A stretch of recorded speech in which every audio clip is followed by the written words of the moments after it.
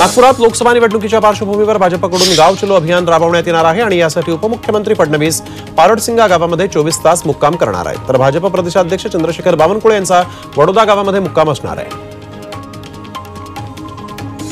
ठाकरे गटाच्या कार्यकर्त्यांनी मनसेमध्ये प्रवेश केलेला आहे। शिवतीर्थावर राज ठाकरेंच्या उपस्थितीत सेल्वासातील ठाकरे गटाचे दिगेश जोशी यांच्या नेतृत्वाखाली अनेक कार्यकर्त्यांनी तसंच मीरा भाईंदरमधील कार्यकर्त्यांनी देखील प्रवेश केला। यासोबतच काही वेगवेगळ्या राजकीय पक्षातील पदाधिकारी कार्यकर्ते मनसेमध्ये सामील झाले आहेत।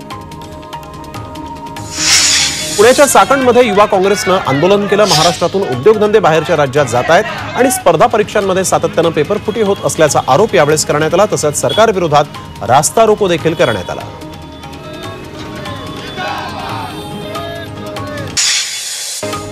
ओबीसींच्या मुद्द्यावरून मंत्रिपदाचा राजीनामा देणाऱ्या भुजबळांना आता रामदास आठवलेंनी खुली ऑफर दिली आहे। छगन भुजबळ भाजपमध्ये आले तर त्यांचं स्वागतच आहे, मात्र भुजबळांनी आरपीआयमध्ये यावं अशी ऑफर केंद्रीय राज्यमंत्री रामदास आठवलेंनी दिली।